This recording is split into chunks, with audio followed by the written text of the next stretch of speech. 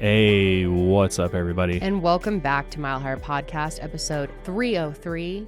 303. I know, 303. We just saw the guys dancing on TikTok. Speaking And of that's dancing our on zip TikTok. code, but Yes, it is our zip code.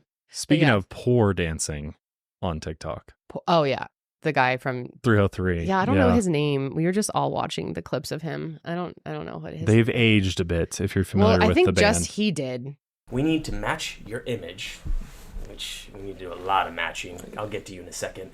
We need to match the image to the music. Right. Sean, you look old as shit. You don't look as old, but you look weird. The rest of them still look pretty young. Whippersnappers. I'm going to have to put in a clip. He kind of looks like the late, great Philip Seymour Hoffman, I feel like. Oh, my God. Shut up! Shut the fuck up! No right to take Shut up! Will you shut up? Shut up! Shut! Don't you think? I don't know if he'd take that as a compliment or not. I don't but think he would. But yeah, that music's pretty trash in hindsight, must say. yeah, it's like the most famous Colorado group. But yes, it is our In zip many code. years. So happy 303 episode to us. But today, speaking of scrolling on TikTok and dancing, today we're covering the 7M TikTok cult. TikTok. Okay, so I wanted to cover this. I first told Josh about it a few weeks ago and told him there's this documentary on Netflix that's going really viral right now called Dancing for the Devil. And at first I feel like you were a little hesitant, like a TikTok dancing cult. Yeah, I was like, I mean, after researching so many cults, I was like, no way, this has got to be a gimmick.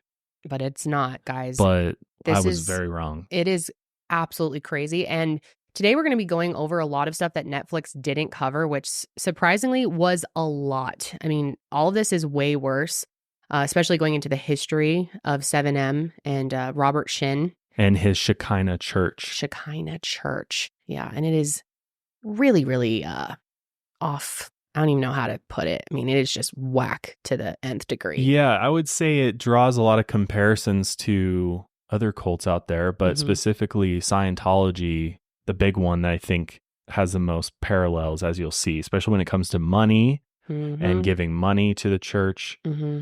So, but yeah, there's some, I mean, it's even it's a little violent, bit so of even trigger warning too. I mean, it's Rael. Yeah, a little bit like Rael. Yeah, I'd say a lot a bit like Rael. Well, especially in the sense of somebody who claims to be close to God or, you know, the one communicating with the chosen one. the divine. How many chosen ones have there been? I know, it's crazy. Probably more than we could count, honestly. Yep. So whenever you hear somebody who elevates themselves into that position of power, you do have to take a moment and really take a hard look and be like, yeah, why? Why are they doing this? And then you follow the breadcrumbs and you start seeing this trail of honestly horrible things that have gone on for a very long time. But we have to be very careful, right? Yeah, we do have to be careful. We were just talking about this beforehand because Robert he seems very litigious. He likes to sue people, especially doesn't like people not talking about him. I'm surprised there's not a lawsuit against Netflix yet. I feel like maybe that's in the works. I don't know. I don't think there is anything in there necessarily that, I mean, as you'll see, if you've watched the Netflix, today you're going to hear a lot of new stuff and far worse stuff than what you heard in the Netflix. Yeah, they really glazed it, which is crazy for 3 hours, which I'm sure there are reasons, and we'll get into why they probably didn't include some of this. But so yeah, this is not just like a rehashing of the Netflix documentary by any means. We're going to give you the entire backstory as far back as we could find information on Robert Shinn. We're not even going to get to the TikTok stuff until at least like halfway through. Specifically, because I left the documentary being like, I want to know more about this Shekinah Church because at the end of it, obviously I was like, there's a lot of sketchy things going on. Like, this is not how a normal church operates. So there's clearly more to the story here than what's been told. And I was like, I would love to dig into the history of Shekinah. What was its path and what were some of the things that happened prior to 7M being formed? And that's what we're really going to be focusing on for a large portion of this episode is what was life like at Shekinah before 7M started? Because 7M's kind of, Shekinah's still there, obviously, but 7M is the management company, right? That's managing these TikTok dancers. Yep. It's also this weird marriage between a management company and a church, which you don't see very often. No. It's bizarre, to say the least. And yeah, you're going to hear us saying allegedly a lot in this episode. So just get used to it, folks. We just kind of have to cover our bases here because he has come after even small YouTube channels. The most well-known that he's sued was Katie Joy from Without a Crystal Ball. Yeah, he did try and sue her. So we just got to be kind of careful here. I'm a little afraid of Robert Shinn. I'm not afraid. I don't know why the Eminem song just popped in my head. I'm not afraid to take a stand, everybody. But anyways, I was going to say the information that we've compiled here, in large part thanks to Ian, who's back, by the way. Yes. Quick shout out. Ian is back. I'm back. I made it back again. They let me back. Yay. Happy to be here. Because you did so great last week. Thank you. I'm sure everyone loved you. Also, Sydney is here today in place of Janelle. Janelle's on vacation this week. Janelle's on a beach. Yep. Having a good time. I honestly am sad that she's not here for this episode because I think she would find this super interesting and have a lot of good insight. But what I was going to say before we dive into this is that the information that you're about to hear has been compiled through a deep dive of a lot of court documents. There's pending lawsuits going on right now that we, allege a lot of different things. And so we pulled as much from those documents as we possibly can. And obviously other bits of information come from ex-members of Shekinah and things like that. So, and Ian, feel free to jump in if there's anything I'm missing, but that's where a large portion of this information comes from, is from public court documents. Not like we went and found some stuff that's not already publicly out there. No, it's all available online. But yeah, a lot of digging on your part, Ian, this week. Yeah, a lot of court documents. Seems like no one really likes this guy. I will say, to say the least, doesn't have many fans. It seems. Yeah. God no. I will say, like, the earliest of the court documents goes back to 2009. That's when these lawsuits first started being filed against him. So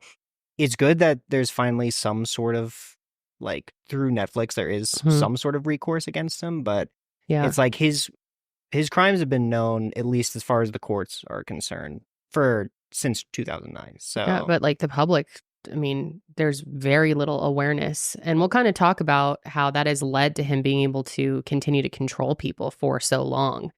But yeah, he's truly awful. Now, this documentary, Dancing with the Devil, I think it's had some pretty split reviews. I thought it was pretty good. I had some complaints with it. Like, I felt like they had missed things, but again, I think there are reasons why they left some of it out. I think they were also nervous. Think about it. It's Netflix, right? Yeah. So, and as we know from experiences, like Netflix gets the final say on everything they sign. So I'm sure there's a lot more that the production company behind this documentary has in their possession or wanted to put in it that Netflix squashed because they're like, they don't want it. That's what I thought. I mean, that's the last thing Netflix wants is a giant lawsuit, right? Yeah. Because of something on their platform. Or they have to pull it or something like that. So they definitely took the families of those that were in or are still in 7M and the Shekinah Church, as well as some ex-members who've now, come out publicly talking about their experiences for the most part, but really not that much information on Robert himself. So, yeah, I mean, you can't even find audio recordings of this dude. We wanted to put some in the episode just so you could hear his voice. So if you want to hear his voice, you're gonna have to go to the Netflix documentary because it has all been scrubbed from the we internet looked everywhere. At this point. I mean, he had most of it on SoundCloud, and I think that's where Netflix pulled their audio from. Yeah, it's because he had like a full SoundCloud full of Shekinah sermons for years. I mean, it was and also like just the things they would say in the sermons are insane. But it was publicly available for a long time until the Netflix doc. Like literally, while I was researching, there was one day I listened to a clip, and then the next day I tried to go back to like put it in the script, and it was gone. So crazy. Yeah. This definitely put him on the high alert for sure. Which it makes me. It's so okay. Obviously, you have to talk about these types of things, but it always makes me nervous when these things come to light because I'm sure the current members are not in a great position right now because I'm sure this has really pissed him off and he's probably so on edge and unhinged at this time since this came out at the end of May. Well, it just put millions of eyes on him. Yeah. Yep. And now we're furthering that. Yep.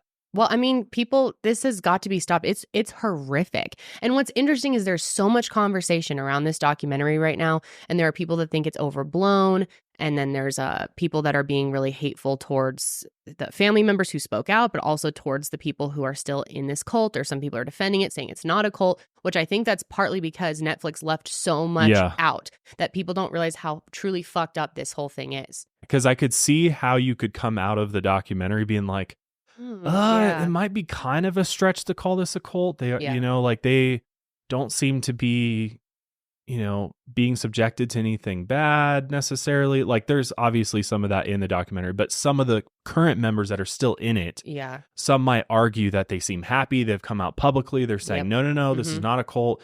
This is, I'm choosing to be here. Nobody's holding me against my will type of thing. So I can see where people are going in that direction and being like, why are we saying that this is a cult? But once you know the full complete story based on what's been alleged in these court documents, it paints a whole different picture and a much, much darker picture than I think anything any of us would expect. But when you start hearing it, you're like, okay, this all lines up. This all makes more sense why this is a cult. I mean, there's no other way to really describe what he's got going on there other than 100% it's a cult. I feel very confident saying that. And I think once you hear everything, you're going to agree. So let's just jump in.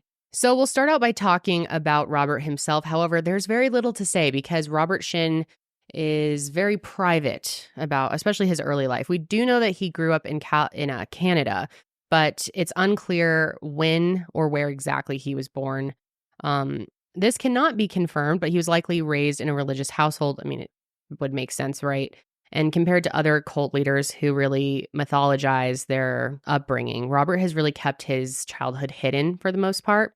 And we do know that he was likely married to his first wife when he graduated from the University of Toronto and worked as a doctor, but we don't know how long he practiced medicine or even the name of his first wife.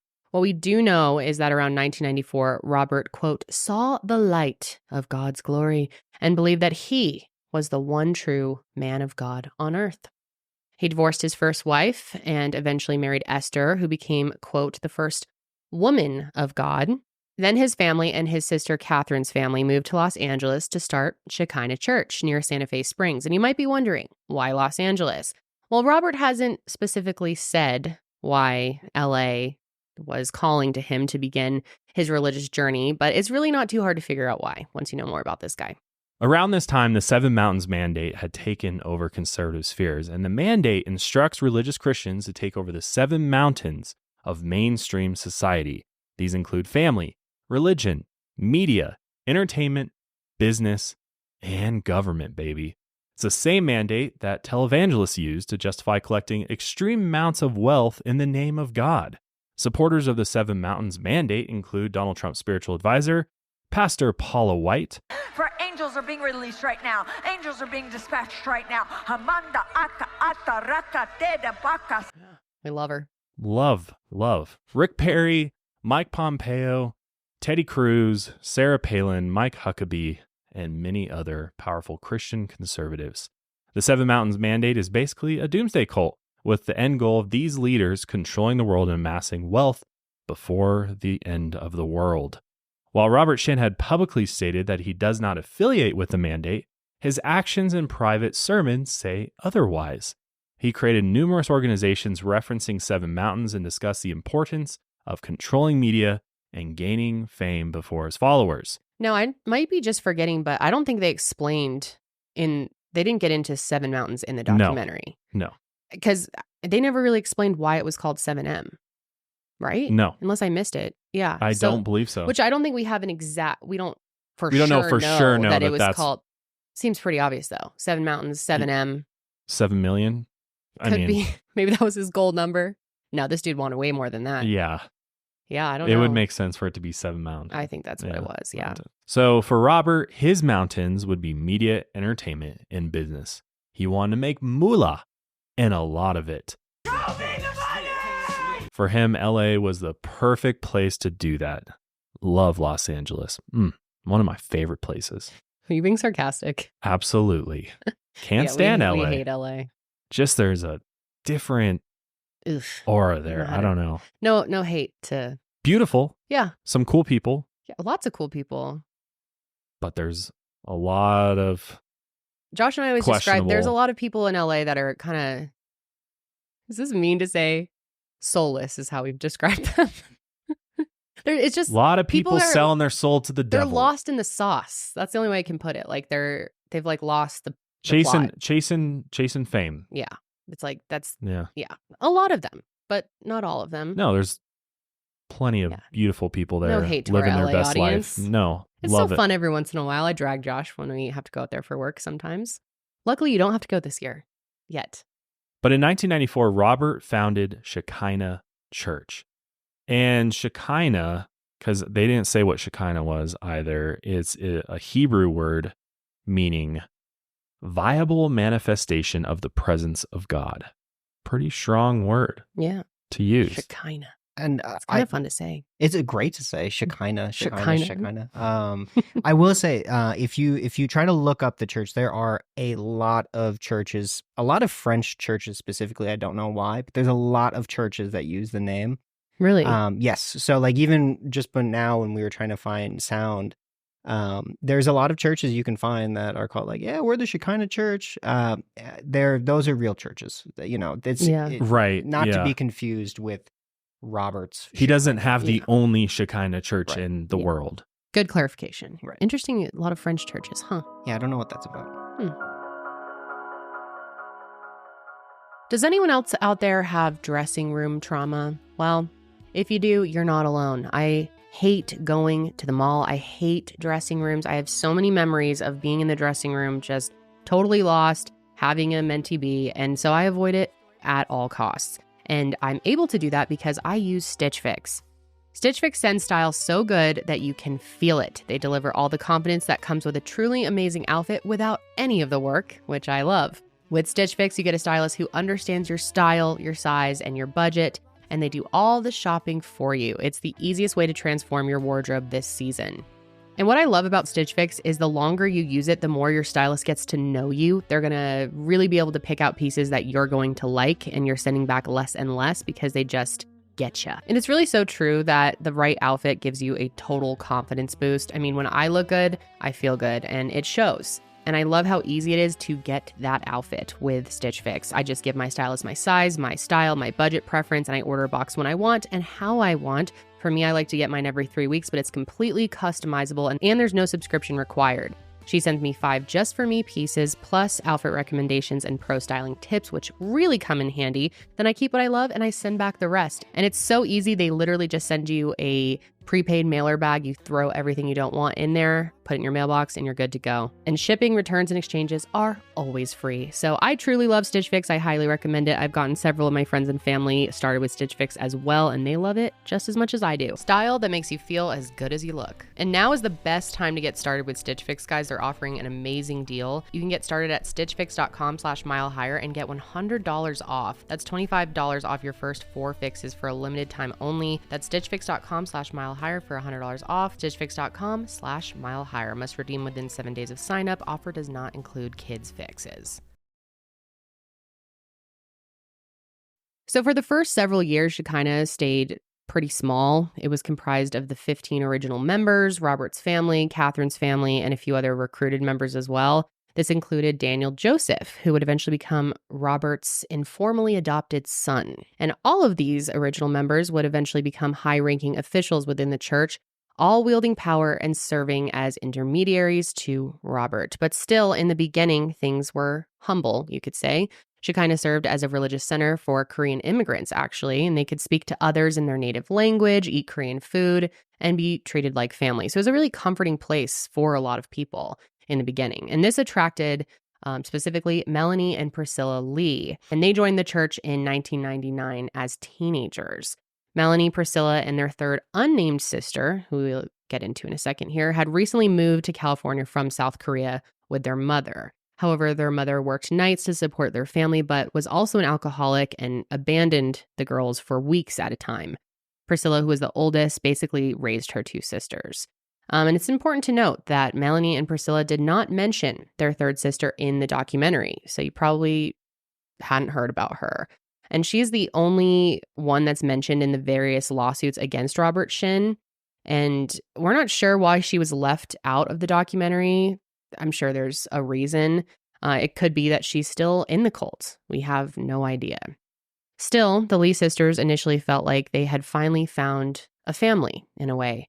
They could speak to Robert freely for guidance, and many members were around their age and from similar backgrounds, and they had people around them who they thought truly cared for them. Let's talk about Robert's sermons, especially early on. Well, they were pretty frightening. He stressed the importance of, quote, dying to yourself, which meant relinquishing yourself of all material things and cutting off familial ties to devote yourself to Shekinah and Robert. You die to your friends and family for things to come back and resurrect. According to Robert, this is how you can deliver your family to salvation. It was quite interesting to hear ex-members of 7M in the documentary trying to explain this and clearly realizing how absurd it sounds now that they're out of it, but like trying to explain why they believed in it and their thought process at the time. To have to die to your family in order to save them, that it's like pretty extreme. Yeah, very, very. Yeah, I've been in a lot of churches in my life, and I must say I've never heard a pastor tell me to die to myself and cut ties with my family. Yeah, die to your family too, in order to save them. I can understand the material things to some extent, but still, like any logical person be like, well, I need material things to survive in the world. What do you mean I need to cut, like just get rid of all of it? Then what? How do I support myself? Yeah, there was one guy specifically in the documentary who was talking about how, he was told he has to die to his own son in order to save him. And he was like, how do I do this? And Robert never had an answer for him. And luckily he didn't, and he's out of it now. But yeah, just a crazy mindset to imagine being in. He would also explain that in hell, you are tortured endlessly by the sins you committed on earth and the pain you inflicted on others. He explained that you and your family are cursed to hell, and that is why you can't have any connection to them. But you're in luck, because as Robert is the man of God, you could save yourself and your family by devoting yourself to him and, of course, Shekinah. Soon, the Lee sisters only spoke to members of the church. Melanie had one friend, a young man named Mark from high school, who visited Shekinah. He said it felt less like an invitation to services and more like a recruitment. He said, quote, I'm not joining the church, but good for y'all. That's pretty telling, that statement right there. Felt more like a recruitment than just an invitation to come to church. Yeah, that's when you know it's like crossed the line to cult. As the church's members grew and more people devoted themselves to Robert by giving him all of their material possessions and money, Shekinah finally had the wealth to accomplish Robert's true goals. Right after the Lee sisters joined Shekinah, the church expanded. It moved from its original location to one in Norwalk, California, where it still operates. And Robert then started on his first mountain, which was his biggest passion, probably still is, entertainment. He began his own public access TV show called The Millionaires Club, which was later renamed The Billionaires Club, which stressed the importance of financial success as one of Christianity's true aims. I wonder how many of you Christians out there would agree with that. Seems pretty backwards to me. Yeah. Success, financial success. I don't know. Jesus seemed like a pretty humble guy. Money didn't matter much to him, but nope. I guess what do I know? And by the end, Shekinah would create real estate companies, at least 3 media production companies, and smaller businesses like flower shops and coffee shops. And Shekinah members staffed all of these enterprises. And unless you were higher up, you did not control how much or when you were paid. And this is also when Shekinah introduced their hierarchy. Of course, at the top was Robert, the man of God himself. But at this point, most members believed every word this guy said and would do anything to please him and save themselves from eternal damnation. Directly beneath him was his wife, the woman of God, and she controlled the members' personal lives and took a specific interest in the women. Underneath her were the mentors and the sub-mentors who were assigned to particular members, and they acted as intermediaries between the member and Robert, because you could no longer just go up to Robert yourself, how it used to be in the early days. You had to have a mentor go speak to Robert for you. Robert also wanted to make sure that no secrets were kept, because, I mean, that's the cult recipe, right? No secrets from the top. Secrets from the members. Though. And separation from the members to the leader. Exactly. I don't know any regular church that does that where you can't go speak to the pastor. Oh, you don't think so? I'm sure there's some churches, right? I think most normal churches, you can make an appointment with the pastor. So you wouldn't consider Joel Osteen's church a normal church? Like, you can't go talk to Joel, right? Yeah, you can. Really? Sure you can. You think Joel Osteen doesn't want to meet with his members? Of course not. You think he does? Absolutely. So it's probably, like, hey, I'm sure there's some hoops you got to jump through to do it. But yeah, these televangelists probably do make themselves available at some point. That'd be really bad. Really? That'd be like out there of like no one's ever spoken. No member of the church has ever spoken to Joel Osteen. Well, maybe some members, but I feel like it's not just. No, it's not just like willy nilly. Thousands of people, right? It's not. But you could make an appointment, and I'm sure there's like a process that rather than no, you can never speak to him. Again, I don't know. Maybe that's what happens at Joel Osteen's church. I don't know. So I made up a fake quote from Joel Osteen saying, "I do not make $54 million a year. That is flat out untrue. I make $55 million a year." And I emailed it to Joel Osteen's team while pretending to be a reporter. But you're saying most churches you can. I'm just saying like your average, like pastor? A church similar size to Shekinah, just your local community church is not going to be like, sorry, you can't speak to Pastor Joe because you got to speak to his mentor or, your mentor or his wife only or something. Like, that's just very weird. Like, the whole point of the church is like you have the shepherd, you have the flock. The shepherd needs to tend to his flock, not separate himself from the flock. Gotcha. Okay. There's an analogy for you. Well, Robert did not want people to just come up and talk to him. And he also explained that thoughts were either the product of God or the devil. Anything that pops in your head, it's either coming from God or the devil, and you need to report any thought that you have to your mentor. And you would immediately tell a mentor if someone else had told you something incriminating. That member would either be rewarded or publicly shamed by Robert during a sermon. That member would then devote themselves even more through financial contributions or labor to avoid eternal damnation. This is just so fucked up and evil. I know. To prey upon people's spiritual beliefs and something so near and dear to you that's so special and sacred, and to exploit that for financial gain. I can't think of too many things more evil than that. I mean, people are so vulnerable when it comes to those things. And I can't imagine the psychological damage of thinking that every thought you have is coming from another source. And it's either coming from good or evil. Like I would just be fucked up over that. I've never thought for a moment my thoughts came from anyone else but me. Yeah. Just that mindset was really hard for me. I was really thinking about that a lot during, watching this documentary and preparing for this episode, how like, I mean, that's not completely torturous. Out of the ordinary though for Really? somebody religious to think that way, I would say. I mean, Really? I know I did personally for a long time. Really? Thought anything that didn't align with my, what my values were or what the Bible says, that was an evil thought.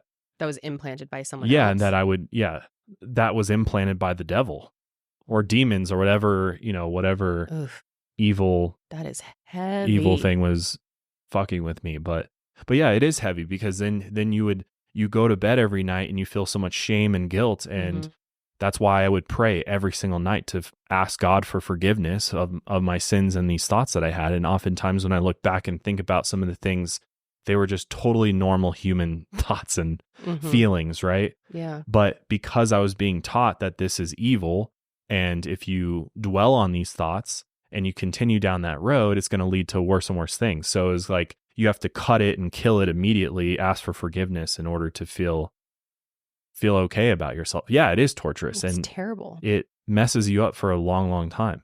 I'm sure. But I mean, everybody's got a different perspective on that. Again, I'm just sharing my opinion, but everybody has a different experience. So just want to put that out there.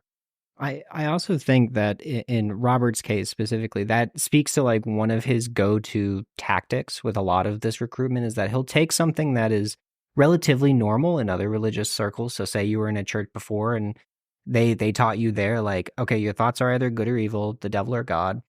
You hear that and you're like, oh, that's what my old pastor said. And I just haven't been to church before. But then he takes it a step further and is like, but you have to tell me that exact thought no matter what it is. Yeah. And so I think like And at that point, you're already kind of indoctrinated, not only through him, but also whatever past churches you were a part of. So then you're like, oh yeah, I'll tell you whatever it is. And for the most part, it probably was benign, but he's hopeful that like you're going to say something that can be used as blackmail later on or anything. Just like what typical. can I get? The dirt. Exactly. Yeah, that's important. Make you feel horrible. That's a great point because it shows that he's not really creating anything new here at all. He's just preying upon people's beliefs that they already have. And like Ian said, taking it to the next level by then using it against you, by making you tell him those. Like I would never go tell my pastor about this thought that I had. Like maybe there would be times where like Sunday morning we would all get together with like small groups, all guys, our youth pastor, and he would be like, does anybody want to, anybody struggling with anything? Got any evil thoughts? Yeah. And like, or you know what I mean? In that way, but it would never be like, Josh, you must tell me what evil thoughts you're thinking. I know that you're having them tell me them now. Right. It would never work. It would be completely consensual versus this is putting somebody in a forced position where you are going to be punished if you do not divulge this information. So it's easier for him to prey upon people who already sort of have a foundation laid for some of these beliefs. Absolutely. Because it's registering and like Ian said, it's it feels familiar enough that you're willing to ease into it, and then you get sucked in completely. And then he has that control over you once you tell him something that he could potentially use against you at that point. And it just puts him in a position of power. It just gives him more and more power. Because even in Catholic confessional, like you're doing it in a way, a private way it's not like the priest is then going out and telling the rest of the group, hey, so-and-so confess this to me. You know what I mean? That would be completely fucked up. And there's a reason why that doesn't happen. It's a very personal thing. And the priest is there to just help you deal with it and, repent so that you can gain forgiveness and move on and feel better when leaving. Versus I think when you go to Robert, you feel maybe better in the moment, but then down the road, it hits you like a sack of bricks. You're like, oh my God, I told Robert about this and now he knows. And he might then publicly shame you in front of the rest of the church and then convince you that in order to make up for what you've done, you've got to, do more labor, give us more money, right? Or use it to manipulate you. Yeah. And prey upon your weaknesses. So not only did Robert control his members' thoughts, but he also managed every aspect of their lives. When the church bought numerous properties, members were forced to move into them with other members. Melanie and Pryscilla were separated into two separate homes. Melanie lived with a group called the, quote, Glory Girls, which, I don't know, just something about that name. Agreed. And especially I was just since gonna say that. This was a group of girls between the ages of 13 and 16 who were all living in this house under the direct supervision of Catherine, Robert's sister. It just seems very, very sus to me. But members were still expected to pay rent, even though they moved you there. And they had to move all of their money into bank accounts controlled by a mentor. That member would work for a Shekinah-controlled business. They deposit the money into a Shekinah-controlled bank account, have the money moved by a mentor to cover rent, and then pay Robert directly. The rest would be left for the members themselves. While Melanie Lee was still in high school, she worked 40 hours a week at Shekinah-run businesses. After Catherine Shinn finished moving her money around, she was often left with less than $100, not a day, not a week, a month. A month. Could you imagine working 40 hours a week? And at the end of that month, you have $100 in your account because you were giving all of your money. And it gets worse. To your spiritual leader. For adults with higher paying jobs, that number would often be even less. And this highly controlled environment allowed power over every element of a member's life. Melanie Lee was not allowed to attend college after graduation, could never see a doctor, and could not maintain relationships with anyone outside the church. So isolation. Which is also an interesting thing to note that Robert didn't want people to go see doctors, considering he was a doctor at one point. And he's probably like, because I'm a doctor, I'll just be your doctor. And that's very, very creepy because as we'll see later on. Which we don't know that he did that. Right. That I don't even think there's any alleged anything that he was trying to be a doctor to them. Was there? No, I mean, not really. At least in the sermons through the Netflix doc and the legal documents, it was never this conversation of like, oh, you feeling sick? Come to me. Yeah. But I wouldn't be surprised if there was that element to it of like, I was a doctor in my secular life, and now I'm the man of God, so I must be the best doctor in the damn world. You know, I wouldn't. But I do think, to speak to Josh's point, with I think mainly that medical, just like stay away from anything medical, partly is due to control, but is also kind of due to covering up his alleged crimes. Yeah, totally. Which will make more sense as we continue to get into some of that stuff, which is, forewarning. Pretty well, and also awful. He believes that he can cure everything with a prayer. Mm-hmm. You know what I mean? Right. There's that element to which it is too. crazy to think about, because I can't imagine that all these members never got sick, right? Never got the flu, never got some type of illness, and to not be able to go see a doctor and get prescription medication to help you with those, that's pretty wild to think about. There's a lot of different religions out there who are anti-medical care at all. What is the one specifically? I want to say like Sydney would know, Church of Science. Yeah, I know you and I have talked about that before. Christian Science, I know. Christian Science. Okay, yeah. Yep. They just, no doctors. Break a leg, don't go to the ER, deal with everything on your own. God will heal it kind of mentality, which is pretty wild to think about. But meanwhile, mentors and influential members of the church would act without fear of repercussion, of course, including sexual assault against those beneath them in the church hierarchy. So I want to give a trigger warning here. We are going to be getting into the sexual assaults that allegedly occurred within Shekinah. So around 2001 to 2002, when Melanie Lee was between 15 and 16 years old, she was allegedly sexually assaulted by her Sunday school teacher, Peace Montgomery. Peace was 9 years older than Melanie and responsible for picking her up and dropping her off at school. And since he held power in the church, high power, Melanie saw him daily, and she felt there was no one she could turn to. And when Robert found out that Peace allegedly committed statutory rape against Melanie, he was allowed to keep his position within the church, of course. And instead, Robert and the church punished Melanie by telling her that she had been cursed by this sin and that she needed to devote herself even more to the church if she wanted to avoid hell for herself and for her sisters. This, of course, would not be the last time a high-ranking member allegedly used their power to justify sexual assault, and it would only get worse. And as we'll see throughout the next decade, Robert's attempts to break into Hollywood and be famous would really all be failures. The Millionaires Club was seen as a key public access piece of crap that was only watched by members of the church during sermons. He wrote books spouting his philosophy, but still, these were only purchased by Shekinah members who were actually forced to buy them. So it doesn't say a whole lot, right? Yeah, and by 2008, Robert had allegedly extracted millions of dollars from his members. He had formed his first media company years earlier called Seventh Millennium.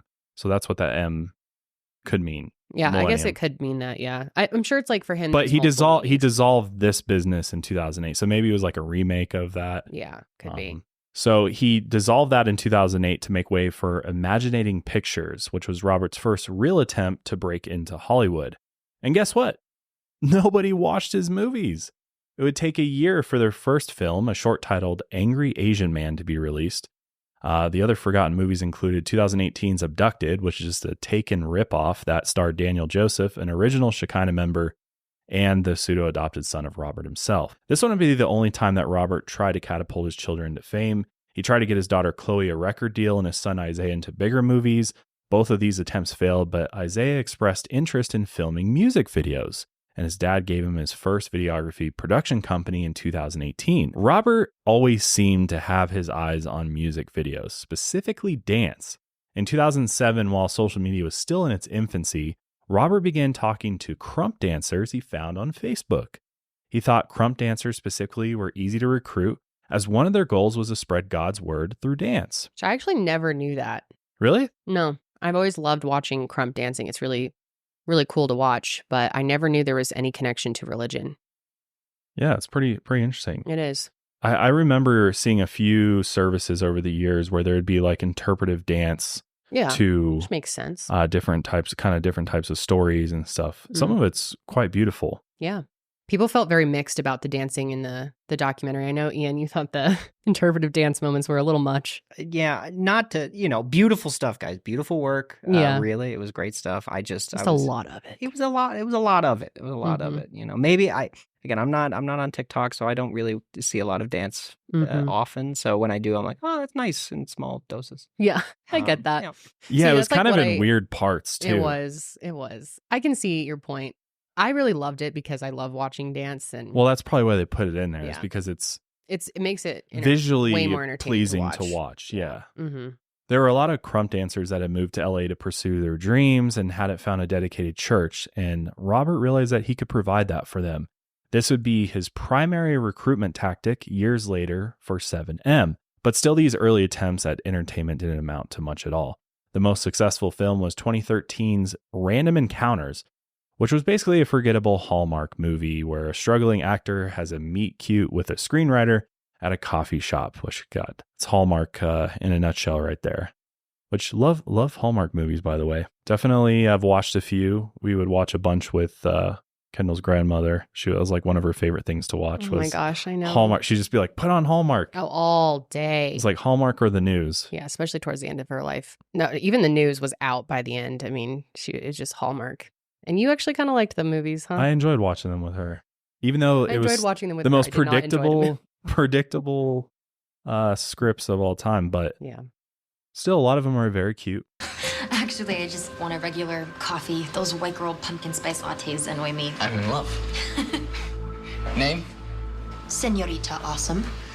The only notable thing about that film was the fact that it starred Meghan Markle before she got her big break in Suits later that year. When she married into the royal family in 2018, Robert decided to re-release the film in England. I'm sure he was hoping like, starting to get some notoriety here. I'll get my film out there. Well, guess what? Nobody gave a shit. Yeah. Or watched it. Yeah, so very few people actually went out and saw that. And we've heard too that he is like allegedly kind of taken credit for bringing the two of them together, Harry and Meghan. Yeah, he allegedly. Our favorite word today. Yeah, it's our favorite word. In a sermon that, of course, you can't find anymore, he allegedly stated that because of her role in 2013's Random Encounters, Suits wanted to put her on, even though they were released in the same year, and Suits had like filmed 6 months earlier, and like, but he's like, I'm the reason Meghan Markle's famous. That's me. I gave her royal life. Mm-hmm. Okay. Anyway, even though Robert was clearly desperate for fame, he didn't really need it because by exploiting his members, he could still afford luxury vehicles, mansions, and fancy dinners for those closest to him. He is definitely a big spender and likes to show off his money. However, if there was ever a potluck in the church, underpaid members were expected to use their own tiny allowances to pay for their food, drinks, and other materials. And at this point, Robert also made several deals with other shady evangelists, all of them who seemed to represent the Seven Mountains mandate. The old Shekinah website lists multiple pastors and church organizations, including Bill Winston. Now, Bill Winston was a megachurch pastor out in Chicago who defrauded hundreds of members by opening his own bank. Always a fun idea. In 2008, and his bank was shut down in 2013 after it hemorrhaged millions of dollars with no way to pay back the account owners. Sid Roth is another megachurch pastor who taught how the supernatural relates to Christianity. He was also accused of defrauding members and even claimed to be the second coming of Jesus Christ. Oh, love so many hearing second that. comings. Also, televangelist Jesse Duplantis, who we've talked about before. We have. Yes, we have. You know, I've owned 3 different jets in my life, and used them and just burning them up for the Lord Jesus. Was also supported by Robert Shinn, even after he collected donations that only enriched himself when Hurricane Ida hit his parish in 2021. And when community members criticized him, he claimed that he bought hundreds of power generators for people that they could just pick up for free. But when the hurricane victims actually arrived at his church asking for the generators, he told them that they were all gone, which in reality, we all know they probably just never existed at all. And the Trinity Broadcasting Network, the world's largest Christian TV channel, was accused of widespread embezzlement and covering up of sexual assault allegations after employees weren't paid and the owners bought, what else? private jets, baby. And Robert's Millionaires Club would sometimes air on Trinity, of course. But still, at this point, Robert was very much in the shadow of these other evangelists, which, while he always wanted more fame, this obscurity and secrecy would sort of allow him to commit even more crimes against his members, as we alluded to earlier. These days are some crazy times, let me tell you. And the number one thing I think all of us want at the end of the day is safety, security, peace of mind, knowing that if something were to happen at our home, that help would be on the way as soon as possible. Well, that's why I'm here to tell you about Simply Safe Home Security. We absolutely love Simply Safe Home Security. I recommend it to absolutely everybody. And the reason I recommend it is because not only is it affordable compared to a lot of the other competitors out there, they don't lock you into any crazy contracts, and their system is so easy to set up. You can literally do it yourself. And best of all, you can truly customize their system to fit a home of any size, which I love. Simply Safe is advanced home security that literally puts you first. I mean, there's so many reasons why you'd want it, obviously for that safety security in case somebody breaks in, but also it's great to just give you that peace of mind when you go on vacation. You want to check the cameras at your house. Maybe you have somebody staying with your pets, or you just want to see what your pets are up to outside. Simply Safe Home Security has inside cameras, outside cameras that are all crystal clear, HD quality. I've had no issues with the connectivity. The app is absolutely amazing. Setting it, arming and disarming the alarm is a breeze. It is really the most user-friendly system out there. And I've tried probably all of the different security systems over the years on the market. And I gotta say, I absolutely love Simply Safe because it truly is simple to use. Simply Safe offers advanced home security and 24/7 monitoring that is accessible to all, with low upfront costs and monitoring plans for less than $1 a day. You really can't beat that price. With 24/7 LiveGuard protection, Simply Safe's agents can act on an alarm within 5 seconds of receiving the alarm signal, deterring intruders and dispatching police, because in a crisis, every moment counts. So by partnering with Simply Safe, we've definitely gotten real peace of mind, and I want you to have it too. Get an exclusive 20% off any new Simply Safe system when you sign up for Fast Protect monitoring. Just visit simplysafe.com/milehigher. That's simplysafe.com/milehigher. Because there's no safe like Simply Safe. So let's go back to Pryscilla. When she first became involved with Shekinah, she and Melanie were both living in the US illegally. Melanie got a driver's license a few years after she joined Shekinah, but Robert took it from her. He told her that the only reason she was able to get one as an undocumented person was because, quote, he prayed for it and she had to be forever in his debt. As Pryscilla was 19 at the time of her recruitment and had already graduated from high school, Robert had her work 2 professional jobs. She worked for a company outside Shekinah Monday through Friday, and the Shekinah-operated gig of Financial on Saturdays. Sunday, her only day off, started at 6 a.m. with all the other girls so she could attend church services. So that is a brutal schedule, man. Pryscilla eventually lost her job with the outside company after they learned that she was also working for Gig of Financial. Her contract explicitly stated that she could not have a second job. Shekinah members blamed Pryscilla for not keeping her Giga job a secret, and Robert allegedly punished her by giving all of her wages to high-ranking members. When she did get the money again, she was allowed to have no more than $40 a week. Pryscilla was allegedly instructed to pre-sign dozens of blank checks so that a mentor or Robert could pay themselves or the mentors once Pryscilla received a deposit. Pryscilla and the other members had to account for and report every transaction they made, including a piece of candy. They also had to converse with their mentor before purchasing anything, and if the mentor said no, the purchase wasn't allowed. But at this point, years into her indoctrination, Pryscilla felt that not only was Robert the only way to salvation, but Shekinah was the only way she could survive and support her family here in the U.S. There were some accidental miracles too. Melanie struggled with a rash for months on end, and nobody could do anything to get rid of it. Then, allegedly, Robert baptized her in Laguna Beach, and the rash cleared up within a day. For them, this was proof that Robert was the true man of God, and for Robert, perhaps he just got lucky. But still, the alleged abuse continued.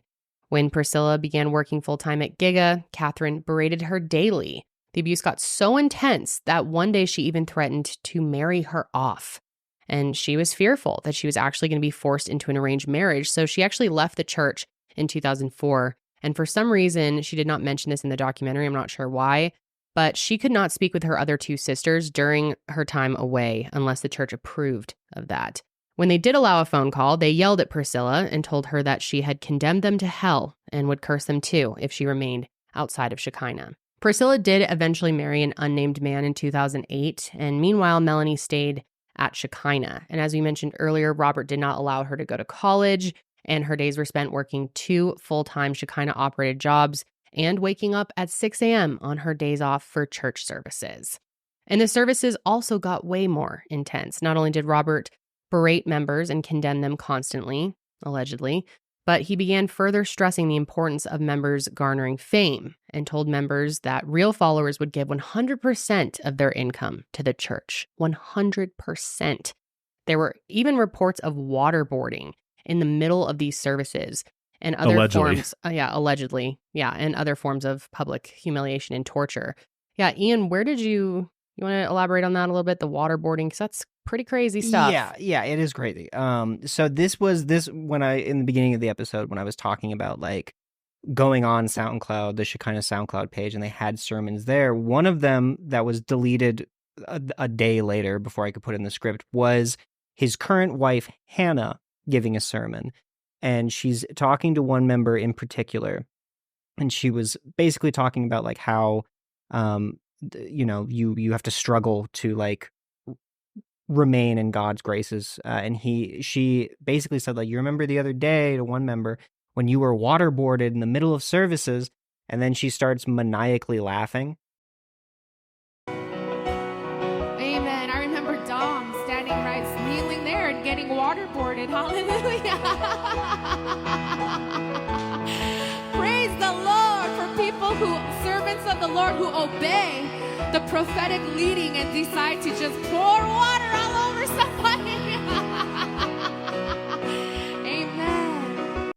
Just like this really deep, which I know a lot of televangelists and other evangelists do. Like they kind of burst into this insane laughter. Kenneth Copeland, baby.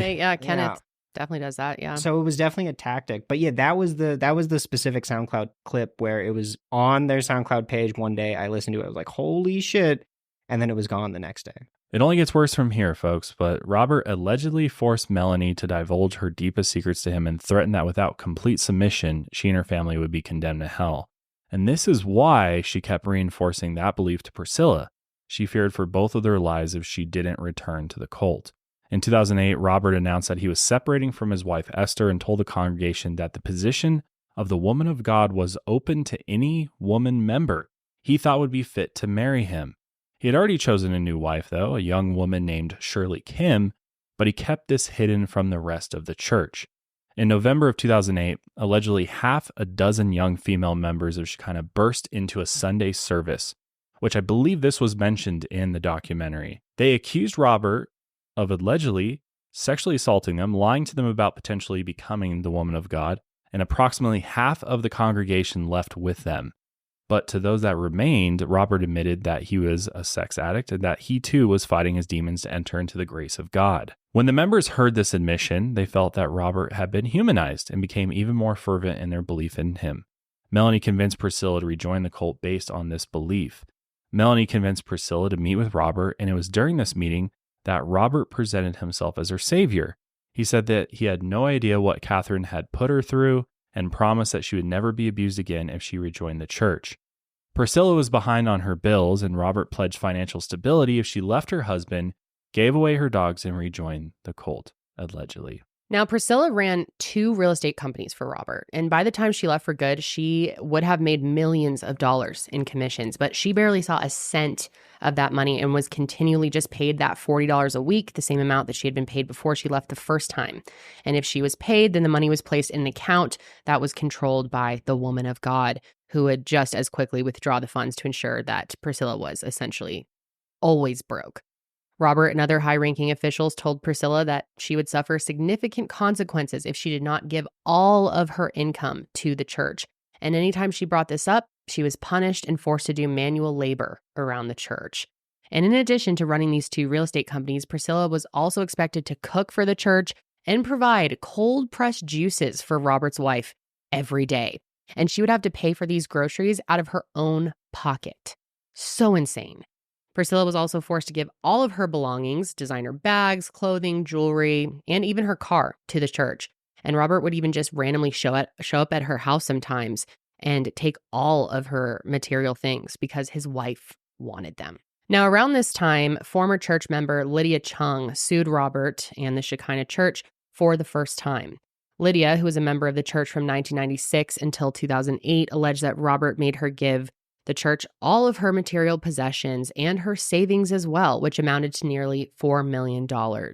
Unfortunately, the case was dismissed, and Lydia was ordered to pay Robert's legal fees, which he did waive, whatever. But basically, he just claimed that she was an angry ex-member who was actually in love with Robert. Lydia said, quote, "I never wanted Robert. I knew who he was. He was broke, ugly, and married." I do want to say quickly the reason they bring this up in the documentary, but like it's incredibly hard to sue a cult because many members, like obviously with Rael, it was a different situation because the crimes they were committing were against children. But even then, like he was able to just hop a bunch of different countries. When we're dealing with adults, the way the courts see it is like these are all consenting adults. And so it's very hard to prove when a crime has been committed, even though these are, in my eyes, clearly alleged crimes that are just accomplished through manipulation. And Josh, you brought this up earlier, like the fact that they're a church makes it a lot easier to hide the alleged financial crimes. But even the, alleged sexual crimes as well, again, in my eyes, and I'm sure in your guys' eyes, like this is rape. Yes. Like the way the courts see it is like, it's not forceful because it is through manipulation. It still is in a way consensual, which is just like a very backwards way of viewing this whole fucking thing. They see it as this like gray area, that, I mean, we do live in a free country. These are adults making their own decision. I mean, this is what a larger conversation just to how hard it is to get members out of these cults as well, and why so many people have come to the defense of these members saying it's their choice to be in it. And it is. It's a very complicated issue because it's not like, as far as we know, they're not being held behind locked doors.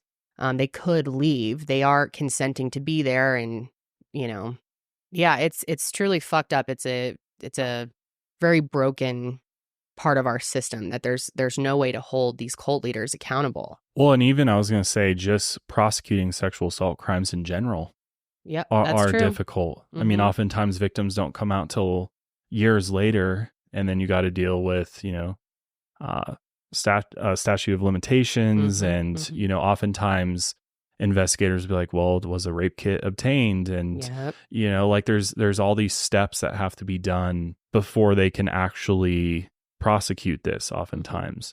So that makes it even more difficult because even though it may have seemed like they were consensual in that moment, if you remove the manipulation part of it, if they didn't go and then in that moment believe they were raped and maybe later on they came to that conclusion, then the courts just see it differently. I don't know. The whole thing needs to be relooked at, I feel like. I feel like the manipulation factor has to be considered. Sometimes it feels a little helpless. Like, what can you do? Yep.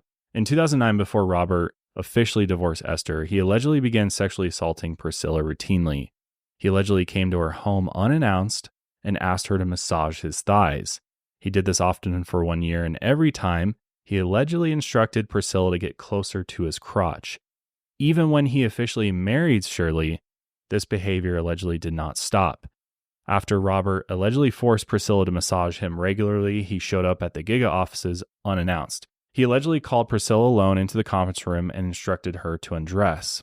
He had been monitoring the weight of all of the female members and wanted to see if she had gained any weight. After this, he allegedly forced her to have sex with him, and this allegedly continued for over a year. She had to coordinate times for him to meet her when his wife was not around, whether at her Shekinah-owned home or the Shekinah businesses she was employed with.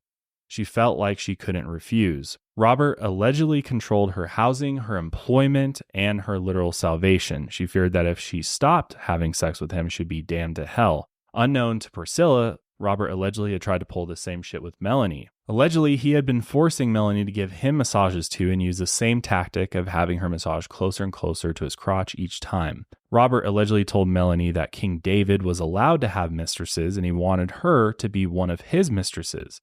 This disgusted Melanie and she was fearful that she was going to be assaulted. So after one of their massage sessions, Robert allegedly tells Melanie that she is going to have to commit herself to the church by having sex with a member of the church of his choice. When Melanie asked for a week to think about it, Robert allegedly gave her 3 days. So Melanie decides to call her friend Mark, who we mentioned earlier in this episode, to pick her up from her Shekinah-owned home. And while packing up her things, a member parked their car behind Mark's and blocked them in. Mark ended up threatening the member with a baseball bat, and luckily they were able to leave because this person pulled away. But they drove to Pryscilla's house and tried to get her to accompany them, but she refused. She was so frightened that she would lose her livelihood and both would be cursed, to eternal damnation. So Pryscilla remained in the church. Of course, Robert ended up blaming Pryscilla for Melanie leaving and said that she would have to do extra work to save them both. And this just meant allegedly having more sex with him. Pryscilla said she felt sick every time she saw Robert, and he explained that her body was being purified, so she would have to spend more time with him doing you know what. And Pryscilla believed that every member of the Shekinah Church, including Robert's wife and children, knew exactly what he was doing to her and other female members of the church. In 2012, Pryscilla did leave the church once more, and Robert and his new wife, Shirley, ensured that she had nothing in her bank account, and she had panic attacks and PTSD flashbacks regularly. Since this period is unmentioned in the documentary, it's unknown if Melanie and Pryscilla reconnected.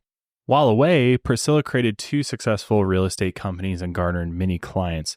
Unfortunately, Robert and Shekinah still haunted her. She felt as though she couldn't talk to anyone else except for Robert about her problems, and if she did, she would invite Satan into her life. Pryscilla was still brainwashed by the cult and under the belief that she and her family were cursed.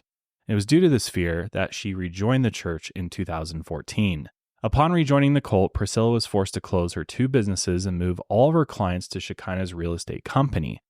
80% of Shekinah's clientele came from Pryscilla's client list. Matthew Shinn, one of Robert's family members, was Pryscilla's boss at the realty company. Over half of Matthew's clients canceled on him, and most went around him to schedule showings with Pryscilla. Allegedly, he physically assaulted her and berated her in the middle of showings to potential clients. During this time, Shirley and Robert wanted Pryscilla to marry Luke, the janitor. Pryscilla was disgusted by Luke as he was known to have a porn addiction and was regularly ridiculed by other members of the church. Robert allegedly demanded that she have sex with him, to which Pryscilla refused. She told Robert that she couldn't because she had a rash on her vagina. Allegedly, one day, Robert and Shirley arrived at Giga offices and forced her to undress. When they saw there was no rash, she was forced to have sex with Luke. Allegedly, Robert had promised Luke sex with Pryscilla because he had a family connection to a prominent Korean entertainment company. In 2020, Robert allegedly began forcing Pryscilla to have sex with him again. At this point, Shekinah was still largely out of the news, and Pryscilla felt she couldn't go anywhere. However, the church was evolving, as Robert's son Isaiah had just created 7M Management and started recruiting several young TikTok dancers into the cult. So now we're at the point where the Netflix documentary, they really focused on the dancers and their families and the TikTok dance cult that Shekinah ends up making. And so there's definitely some things still in this part of the story that were not mentioned. Yeah. But, a lot of this will probably sound very familiar to you if you have watched the documentary. It's interesting to see how it evolves from where it started to where it is now. And you wonder how much of the things that he was allegedly doing before have carried over into what Shekinah is today. Yeah. And how much, I assume there's a lot of interaction between the church and those in his management company. Obviously, they're like in it, it's right? like one and the same, yeah. I don't know. There's still a lot we don't know. That's what's crazy to think about, is how much we don't know. I mean, it's crazy to look at everything we do possibly know. I mean, a lot of it's allegedly not confirmed, but think about all the things we haven't yet heard that are probably even more fucked up than what we do know. And I really wonder how much more these ex-members that did speak publicly through the documentary, and some of them have started doing interviews with other media outlets, how much they're not saying. And there's a reason why they're not saying a lot of things, as we'll get into, but it makes you wonder. Yeah, it definitely does. So the documentary focuses on mainly, I would say, Miranda and Melanie's story. I mean, a few other people are in there too, but that's definitely the main focus. And Miranda and Melanie Wilking is their last name, grew up in Michigan with their loving parents, Kelly and Dean. Melanie said that they were, quote, surrounded by love and supported in everything. Their parents were both school teachers, and although they weren't wealthy, they made sure that they were able to support the two sisters in whatever they were passionate about. And Miranda always wanted to be a dancer, and Melanie, quote, wanted to be like Miranda. The two sisters grew up dancing together until Miranda moved to LA to pursue her dreams, and obviously that was really hard for Melanie, especially in that first year, but she called Miranda a couple of times every day. They stayed extremely close, and things always sounded super exciting. I mean, Miranda was out there making connections, dancing for a living, and Melanie ended up moving in with Miranda the following year, and they lived together. In auditions, they were told that they couldn't be together and had to work as solo acts, but the sisters really felt best when they danced together and wanted to make their name as a shared act. They started the TikTok account, the Wilking Sisters, which gained 3.3 million followers by 2019. Now, Sydney, you had seen them before, right? Yeah, I saw the sister Melanie on TikTok. Like, I would watch her dance videos. Like in the past or recently? Recently, and yeah, like this past year, I'd say. Interesting. Yeah. It's kind of, I don't often get a lot of dancing content on TikTok nowadays. I know that's kind of how TikTok started, right? Because it was Musical.ly first, or maybe Musical.ly, that was kind of like TikTok before. I think it may have actually been TikTok's original name. I'm not completely sure on that. Don't quote me. But I remember thinking TikTok was a dancing app. And that's how like Charli D'Amelio and it's still largely based around the sounds and the music. The videos are. But it was the dances, the viral dances. Everyone would do the same dances. And I don't think you see much of that unless my algorithm just doesn't serve me dancing content, which I don't know why it wouldn't, because I do enjoy watching talented dancers. But yeah, this was it was like what TikTok was in the early days, the dancing accounts. So they started their account called the Wilking Sisters. That gained, like I said, 3.3 million followers by 2019. That's a lot. Which, to be fair, in the early days on TikTok, it was a little bit easier to grow. It's still easy. I mean? It's the easiest platform to gain a following on, for sure. So 3.3, I guess it's not the same as like, I mean, what does YouTube Charli D'Amelio have? Like 100 million probably followers I don't on know. TikTok? You want to look that up? Is she still like, I don't hear much about them anymore, but I remember their dancing was everywhere. What's her sister's name? Charli and Dixie. Yeah, that's right. And it seems like people were more into watching the average person dance versus like classically trained dancers. But I don't know. Maybe I just wasn't ever seeing that. I just remember seeing more like I still see a lot of dancing. I know. I guess I do show you some dancing content. I will say, as someone, again, who has never really been on TikTok, I remember the first time I was at a party and saw a girl doing the say-so dance. Didn't even know. Yeah. I had never seen it before, so I was just like, oh my God, you're so beautiful and so talented. Where did you figure that out? Where'd you figure that out? Dude, I have tried to learn some of the TikTok dances, and I thought, because I grew up as a dancer, that I'd be able to learn them. I did not retain any of my skills. It is so hard. I don't know how people learn. Remember Janelle taught herself one of them? She was good. She wouldn't post it, but... Yeah, she was good. She had practiced, though, for hours. It's hard stuff. It's hard stuff. But anyway, in April of 2019, they got a DM from famous krump dancer James Derrick, also known as B-Dash. Now, James wanted to collaborate with the sisters, and they made a joint video. He took an interest in Miranda, and the two of them started dating very soon after. Yeah, and during the pandemic, he even came with the sisters to stay with their parents in Michigan during a lockdown. The family liked him a lot, and when they all returned to LA, her parents were happy that she not only had found success, but love in another city. When they returned, Miranda began hanging out with his friends, and they were all relatively famous, having appeared on World of Dance and had millions of followers, but still they were struggling.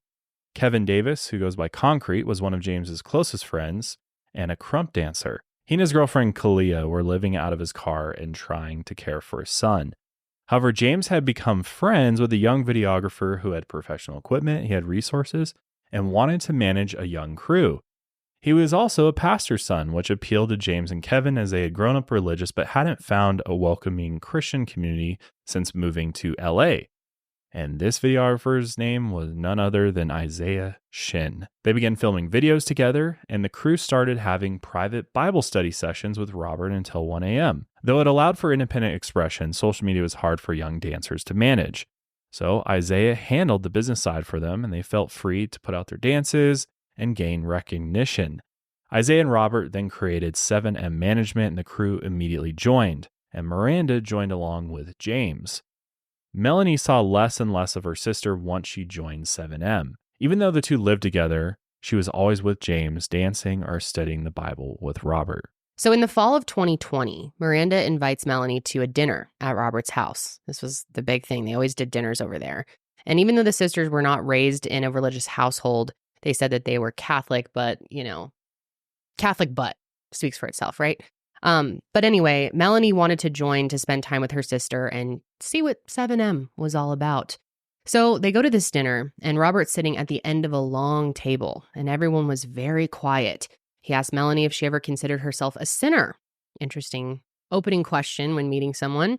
She said she didn't think so, but Robert responded saying, "You have sinned 1,000 times today, and if you died right now, you'd go to hell." And then everyone sat in a circle around Robert, normal behavior, and he went up to Melanie and placed his hands on her head and started speaking in tongues. Go ahead. Let that Holy Ghost language come up out of you. Go ahead. I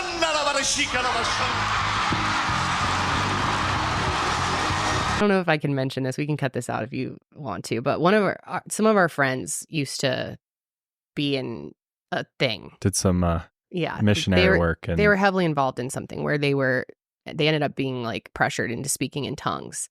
And it was they're like deconstructed now, but it was interesting to hear them talk about how they were it's a very real thing. They just had to make it up. They were like, everyone around us was doing it, so we just felt like we had to just pretend we were getting it from somewhere, and they were just speaking in tongues.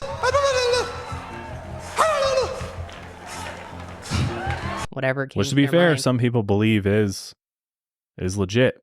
And it's God speaking through you. That's the point of it. Yeah, it's the Holy Spirit. Gosh, yep. Crazy. In the name of Jesus, you be made whole by the power of God. What'd you call me? Isn't it also like a tactic of these like specific like televangelists and evangelists? Yes. Like, yeah. Yes. It's so frightening. I feel like, but I think it speaks to like his earlier question even of like, do you think you've sinned today? If you died today, you'd go to hell. Like, I think it's just those two frightening aspects to someone. Luckily with Melanie, she didn't have that like religious foundation. Yeah. So she could kind of just be like, what the fuck are you guys exactly. doing? But to someone with a religious foundation, that would be like terrifying. I feel like that would scare me at least into joining something like that. Or would it like show like further prove the connection? Right. You know? Right. You're and like, maybe it's not scary to them, but it's like impressive. Right. It's like, holy shit, the Holy Spirit is talking through you. Like you Holy are... shit, literally. Yeah, exactly. Yeah. Well, especially if you're surrounded by people who all believe in it. There's something very powerful about that. Yeah. So I don't know. I can see how that would be very, crazy to witness and, might impact you. Imagine actually trying to speak in tongues and convince people it's coming from a not only is it source. speaking in tongues, but like a lot of people speak in tongues and their whole bodies react. Convulsing. Which I follow some accounts on Instagram, and there's some really funny ones where people put like really, really rank music to it and stuff, and it's just rank music. like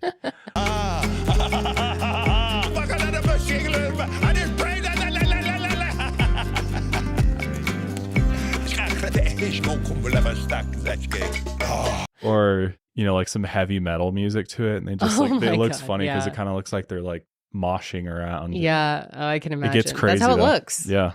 Well, it gets wild. I mean, you definitely got to put on the creativity hat to do all that stuff. Yeah, or just be really close to the Lord. Or I guess if you believe, then that's what it really is, right?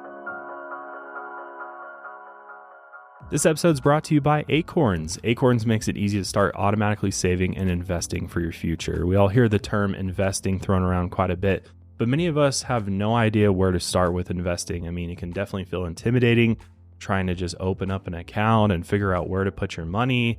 And a lot of people have the idea that investing requires a lot of money.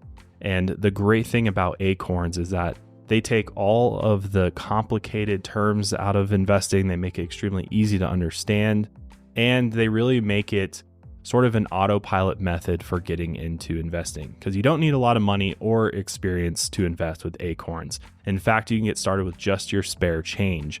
Acorns recommends an expert-built portfolio that fits you and your money goals, then it automatically invests your money for you. I started using Acorns when it first came out. Gosh, it was probably like couple years ago at least, and it was really nice to just be able to get my feet wet in investing and just make it super simple by investing that spare change on my transactions. And you can track everything through the Acorns app, which is absolutely easy to use, easy to understand. So head over to acorns.com/milehigher, download the Acorns app to start saving and investing for your future today. Client testimonial compensation provides incentive to positively promote. Acorns investing involves risk. Acorns Advisors LLC and SEC registered investment advisor. View important disclosures at acorns.com/milehigher. Acorns makes it easy to invest while you spend, earn bonus investments while you shop your favorite brands, and more. Small actions today have the potential to have a massive impact on your future. From Acorns, mighty oaks do grow. So grow your oak. So after that dinner, Melanie attended fewer and fewer Shekinah-related events. She was invited to a Wednesday service, but couldn't attend because she had promised to take a friend to the airport. And then Chloe Shinn calls her and tells her that Robert really wants her at the service and asked if she could call an Uber for her friend and to get to Shekinah immediately. And Melanie decided at that point that she would never go back to the church. Wise decision. But meanwhile, 7M was picking up traction. It was the first entertainment business that Robert had started that was actually making money. And strangely enough, he was picking songs from the 50s and 60s for TikTok videos and even had the dancers dress in like old-timey apparel. Is there any videos of that we can pull up? I'd love to watch one on the episode.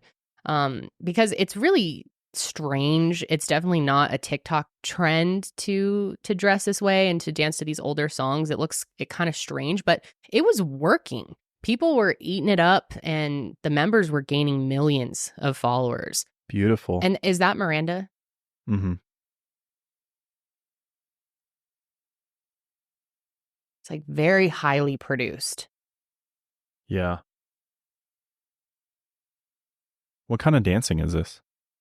I think this would be classified as jazz, maybe. Mm-hmm. Chicago. Oh, it's to Chicago? Okay, yeah. I did dances to Chicago songs in my youth. The hat. Yeah. Are their accounts still doing well, or are people just now revisiting them because of the documentary? So it seems to be a combo.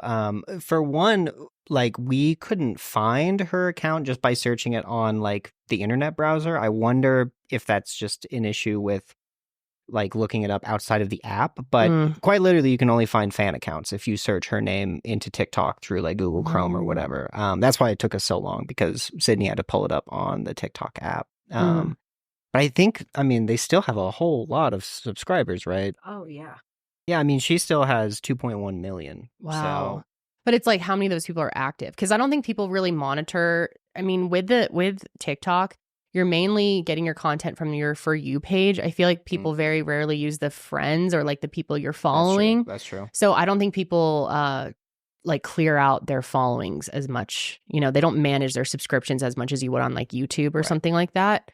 But I'm curious how well their videos continued to do as time went on, because I don't think this overly, this highly produced dancing content is as popular as the just raw, people in their bathrooms or at random or public events, just busting out. That's what people is something more relatable and raw versus, this is pretty highly produced. I never see TikTok content like this anymore. We were even talking about before, on YouTube, the trend is kind of switching away from highly extremely highly produced to just more conversational or chill. So, people want real. Yeah, and I don't know if Robert is capable of that, frankly. Because Robert is anything but real.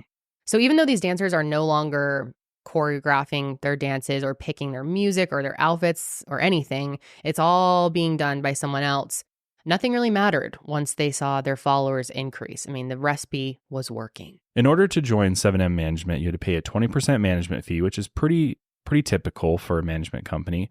But not only that, a 10% tithe and 20% to the church. This was in addition to rent, as now the dancers lived in Shekinah properties. Still, Robert told the dancers that a real follower would give 100% of their income to the church, which is mind-blowing. I've never heard that from somebody who leads a church before. The dancers were booking commercials and Super Bowl halftime shows, and still they were given the same tiny allowance other Shekinah members were given. Kevin Davis was not only told to quote-unquote die to his son, as Kendall mentioned earlier, but he was only given $40 a week to support himself, Kalia, and his son. How does that even make sense? Because it doesn't. You can't support. You don't. It's like a day, if that. Yeah. Still, Miranda became increasingly distant from Melanie. The two shared a car, and Miranda would take it for days on end without returning Melanie's calls or texts. Their mom could view Miranda's bank account and saw that thousands of dollars were being moved with no clear recipient. Things with the Wilking family reached a turning point in 2021 when Melanie and Miranda's grandfather passed away. The two had booked tickets to fly back to Michigan and attend the funeral, and on the day of the flight, Miranda called her mom and told her that she had gotten COVID and couldn't make the flight. She flat out told Melanie she wasn't going, even though the two were supposed to sit together on that flight. And Melanie even says in the documentary that she looked to her sister and was like, this isn't even about COVID, is it? And that she just starts sobbing. Yeah, that's, I mean, to be in that sort of dilemma, couldn't even imagine. Like, do I follow what this group is telling me to do, or do I go back and be with my family at my grandfather's funeral? Yeah. And they were very, very close, it sounds like. Yeah, which obviously completely shocked the family. Miranda was incredibly close to her grandfather while she was growing up, but Melanie ended up getting on that flight alone. Miranda stopped returning their calls and even blocked them. They tried reaching out to James as well, but he never responded. They feared for Miranda's life and called the police to perform a wellness check, and when the cops found Miranda in her Shekinah-owned home, she seemed perfectly fine. Chloe Shinn was with her at this time, though. They're definitely concerned. My understanding of this is that I guess you were supposed to go to Michigan today? Yes. So my grandfather passed away not too long ago, and I'm sorry to hear that. Thank you. And his funeral is this coming up week, and I just chose not to go home just out of my own grieving purposes, and they're not taking it very well at all, and they're And in a last effort to get Miranda to come home to Michigan for the funeral, the Wilking family flew to Los Angeles and confronted Miranda at her home. They asked her who was keeping her from going, and she responded, quote, "Someone closer to God than you." It's so sad, too. This part in the documentary, her father just speaks about that was the moment where he knew she was gone. So tough. She was, I mean, that is a crazy thing to say. And someone I got closer to God than you. Someone closer to God than you.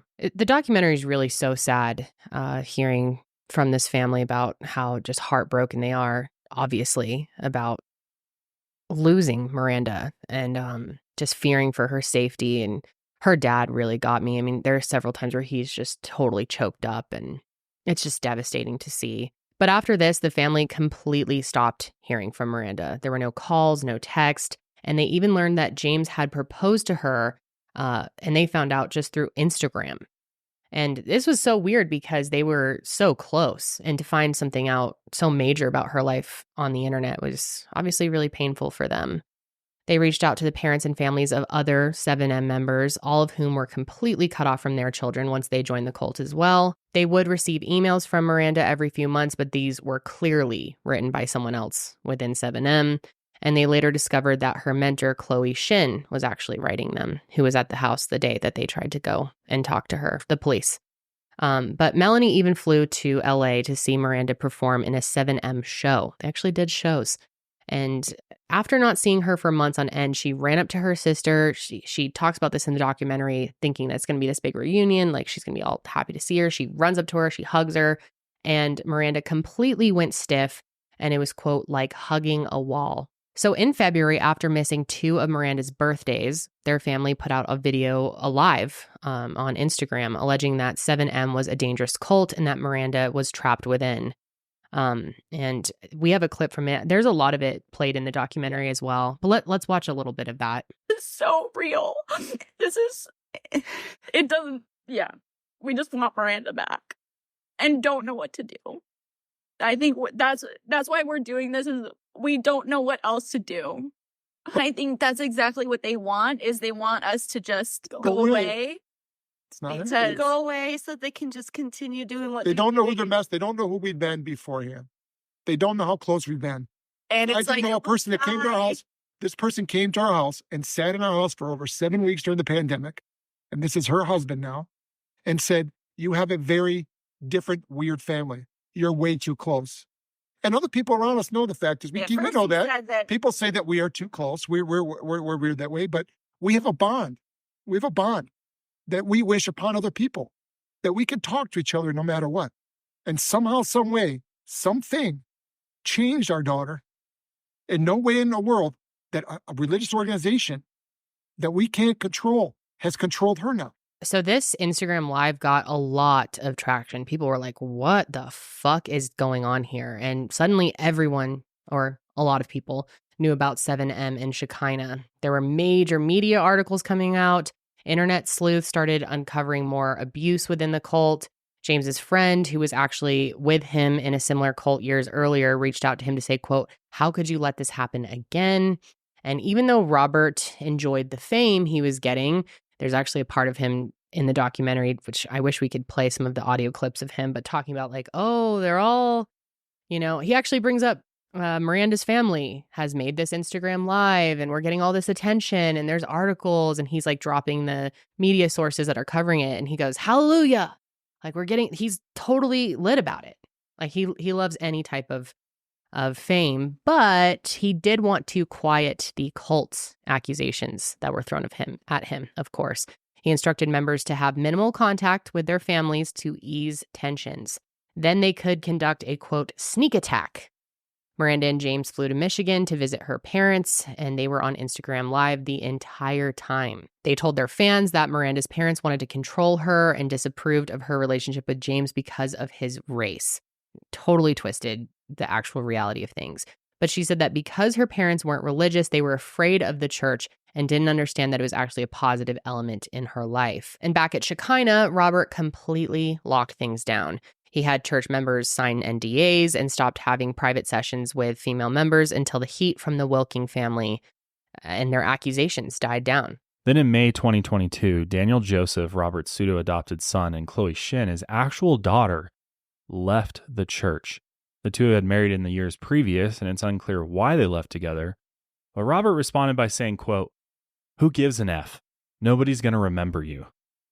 About his own kids. Oh, that just says so much about him. I also I want to know more about their marriage, just because Daniel is described as Robert's basically his adopted son. And so it's through the cult that he marries his biologic daughter. It's just very strange to me. I mean, I hope they have a happy relationship. They left the cult and all that, but yeah, still that relationship kind of tripped me out when I learned that they were married. Yeah. You wonder if there was some pressure there maybe for them to get together, or is just that's just happened organically. Right. I don't know. No one knows. But all this made some of the dancers not only wonder if they had been indoctrinated into a dangerous cult, but also made them question what the original members had been put through. In the spring of 2020, Robert allegedly started forcing Pryscilla to have sex with him again. Though he had forced her to have sex with Luke, they hadn't had sex since she rejoined in 2014, allegedly. After this happened, he allegedly forced her to do it again every Tuesday for the next 2 years. Even before the pandemic started, Robert and Pryscilla were working from home all day, 7 days a week. She left her house less than 20 times for the entirety of 2020. Robert also allegedly forced every member to apply for COVID relief funds and PPP loans. Then he allegedly forced them to give all the money they had received to the church, which enriched him to an untold degree. When the vaccine was released, Robert allegedly instructed every member to visit the same fake doctor. This person gave them falsified vaccination records and squirted water onto their arm with a syringe to make it look real. Again, in Robert's eyes, seeing a medical professional was a sin. In 2021, Pryscilla injured her ankle and could barely move. Robert forbade her from seeing a doctor, and she couldn't walk on it for nearly a month. During this time, her Shekinah roommate was stalking her throughout the house while high on hard drugs and tried to allegedly make sexual advances on her. When Pryscilla raised these concerns to Shirley, she simply laughed at her. In 2022, Robert remarried a woman named Hannah, who was even more controlling of Pryscilla and was likely jealous of her alleged sexual relationship with Robert, even though it was completely non-consensual, that's just all fucked up just thinking about that. But Shirley remained a higher up in the church. After the Wilking's Instagram Live, Robert allegedly told Pryscilla that he could no longer meet her every Tuesday for sex. The next day, Hannah forced her way into Pryscilla's bedroom and tore down all the scriptures she had hung on the walls. She allegedly destroyed Pryscilla's personal belongings and physically assaulted her. She kicked her for 30 minutes straight while shouting, quote, "You don't deserve God. You have no rights to be loved. Nobody likes you." It's so upsetting. Good God. It's just horrible what Pryscilla went through. My God. Then allegedly, Hannah brought Robert into the room and continued beating and yelling at Pryscilla for over an hour. For Pryscilla, that was finally the last straw, and she left the church for good. After a few months alone, she finally reconnected with Melanie, who had married and given birth to a daughter since leaving Shekinah. At the same time, many of 7M's dancers also left. Not only did they learn about Robert's horrible treatment of the old members, but they finally came to see the financial, emotional, and personal control for what it was. A dangerous cult. I mean, there's just no other way to describe I feel very these alleged comfortable actions. calling it a cult. I mean, I know there's been weirdly a lot of debate and defense against 7M. Which after you hear these things, I don't know how you can defend it. Maybe it's just the lack of knowledge, as we said in the beginning. But anyway, and though to our knowledge, even though Robert didn't sexually abuse the dancers as he did the other members, like we said, as far as we know, he did try on at least one occasion. There was one time that dancer Kylie Douglas complained about having back pain, and Robert offered to crack her back for her. He took her outside, and allegedly, while cracking her back, he also groped her body and thrusted his groin. Disgusting. And I guess while dancers planned on leaving regardless, this was just further confirmation for them. While Melanie and Pryscilla learned that many dancers had left 7M, they contacted them and the Wilking family to compare their stories. Then on March 3rd, 2023, Pryscilla, Melanie, and at least 25 other former members and dancers filed a lawsuit against Robert and Shekinah. In the 78-page lawsuit, they alleged 58 counts of wrongdoing, including fraud, human trafficking, forced labor, and sexual battery. Melanie Lee also included a 122-page letter of support that detailed her time at Shekinah and evidence of Robert's crimes through his television show and writings. And Robert even countersued the Lees and internet sleuth Katie Joy without a crystal ball in preparation for their lawsuit. Robert and Shekinah did not settle, and the lawsuit will go to trial in 2025. So we'll definitely have to keep an eye on that. And that's really where it stands today. As far as, I'm sure a lot of people after watching are like, what's going on with it? And that's really where it is right now. Mm-hmm. There's no criminal investigation, as far as we know, going on or anything like that. These are all civil suits. Mm-hmm. I do want to make a note that the Wilking family is not officially included in the lawsuit. They connected with Pryscilla and Melanie Lee as well, but they did not lend their support to the lawsuit.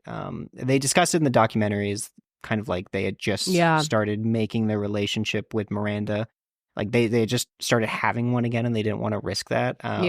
Which makes sense. It's a weird balance. It is. But I just wanted to bring that up because I know there's two Melanies in the story. Yeah. So get a little confusing. Yeah. So the Melanie that wrote that's involved in the lawsuit is Melanie Lee, not Wilking. Mm-hmm.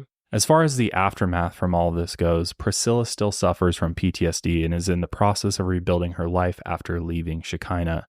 Still, she listens to Robert's recorded sermons. After reconnecting with Melanie, Pryscilla eventually left Los Angeles and is trying to heal somewhere separate from her family. And the whereabouts of their other sister is still unknown. Many of the dancers who have left Shekinah have found great success. Kylie has her own dance crew, and Kevin Davis was even a featured dancer in Beyonce's Renaissance World Tour, which is a big deal. Huge deal. Others teach dance classes and have found more accepting religious communities. As we were just saying, Miranda and James are still with 7M, and the Wilking family was not involved in the lawsuit against Shekinah. They had finally gotten back in contact with Miranda again and feared losing her. She did attend Christmas with the family in 2023 and filmed everything. She even participated in Melanie's wedding and put out a joint dance video like they used to. Yeah, it seems like, and she said this in the documentary too, that it's very like for the public, you know, that she'll kind of like stage these things. And almost every time they're together, it's filmed. But still, I guess to this day, as far as we know, the family still believes that when they're texting or emailing with Miranda, they're likely speaking to her mentor or someone else from Shekinah. The Netflix documentary was released on May 29th, and Shekinah has gone into complete protection mode. The 7M website is basically defunct. None of the other dancers have it even listed in their bios anymore. Even you had to use the Wayback Machine to like pull information from their website, right? Yeah, I had to use the Wayback Machine to pull literally anything from Shekinah or 7M. Both of them, the websites still exist, but on 7M especially, there's literally nothing to click on. It just says 7M, we're real, you know? Mm-hmm. And both Shekinah and 7M have issued statements denying that they are a cult. Of course, all cults don't think they are a cult. And they still maintain that they do not believe in the 7 Mountains mandate, which I just don't believe. I think they do. I think 7M has, I think it's something to do with that, but that's just me. Anyway, on June 5th, 2024, Miranda put out her own statement, so very recently, and this went out on her Instagram story. And she says, "Hey everyone, just wanted to hop on here and say that I have seen the documentary. I want to start out by saying that I appreciate the concern that has been expressed for my well-being. Due to pending litigation in which I am a plaintiff in a defamation lawsuit, it's not appropriate for me to comment on specific allegations, though I will state that I do not condone abuse in any way. I cannot speak for anyone else but myself. I love my mom, dad, and Melanie, and they will forever be part of my life. The truth is we just don't see eye to eye at this time. I believe that this documentary is a one-sided story.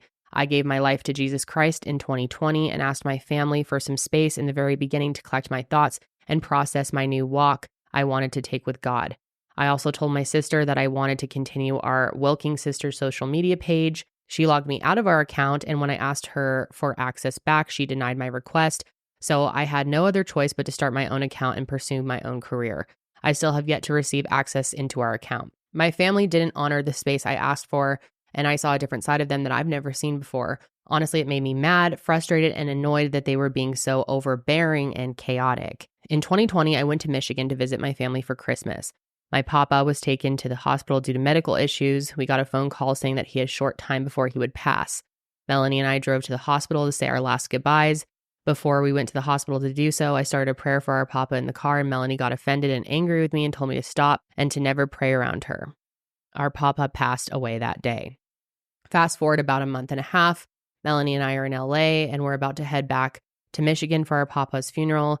I was at a place with my family where I felt like I was being harassed. My parents and sister are not religious.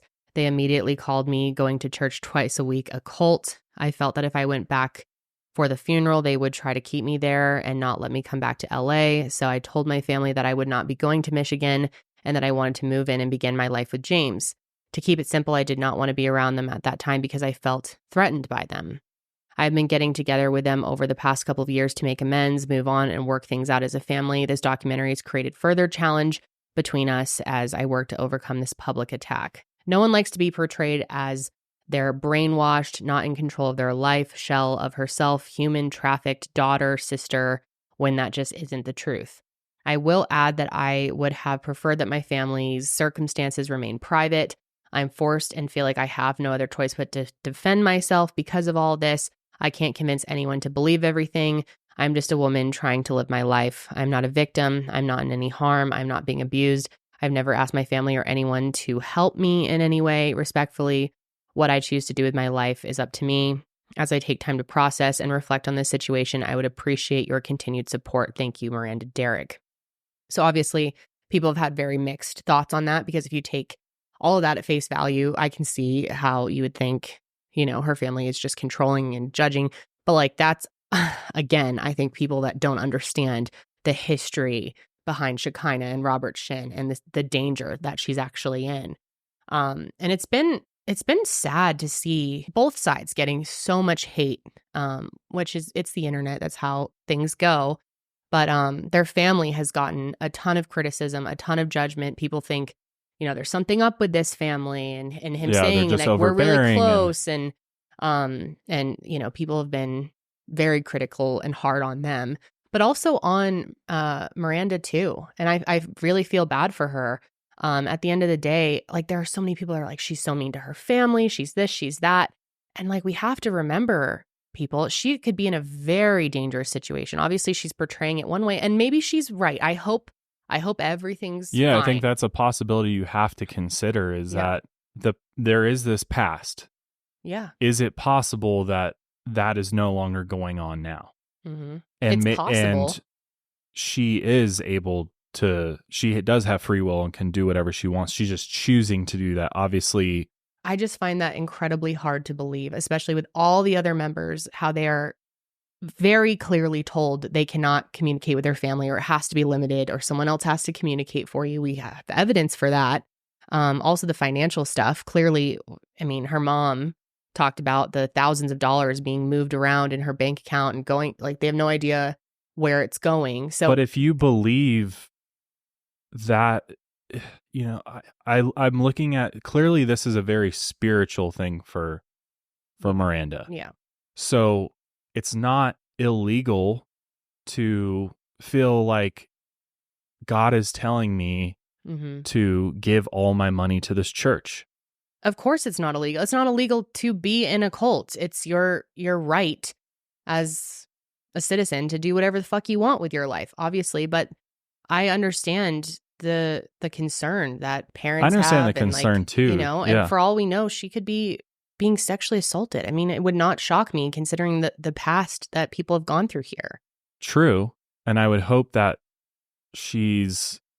her husband is at least, you know, looking out for her and all that. But it's very sad, but you're right. It is her right to do whatever she wants. Because like it to us on the outside, obviously it seems very extreme. We're very concerned based upon the person who's in charge of this company she signed with. And I think it's just natural for all of us, including her parents, to be like, that is not the best place for you to be. So we're worried about you. Imagine if that was our child. Yeah. I would lose my mind. It was so painful to watch in the documentary when they're talking to law enforcement about what do we do here? And they're like, there's nothing you can do. And the harder you push, the further you're going to push them away, or you're going to make things worse for them within the cult. That's when, you know, things get more violent. I mean, there's really nothing they can do. But I think the only thing they told them they could do is try to keep communication open as much as you can. Just be there if they're ready. If shit hits the fan, that they'll be able to come to you. But it's just so sad. It is so sad. I really feel for all of these people. And Miranda also said that this was just recently, I think a couple of days ago before we're recording this, she said that she and James are receiving death threats since the documentary was released, which I think is she horrible. posted a video to her Instagram. Oh, do we have the clip? Yeah, let's watch that. Transparent and a little vulnerable with you. But before this documentary, my husband and I, we felt safe.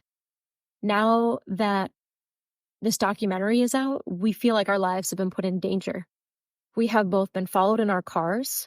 We have received hate mail, death threats. People have been sending us messages to commit suicide. We've been stalked.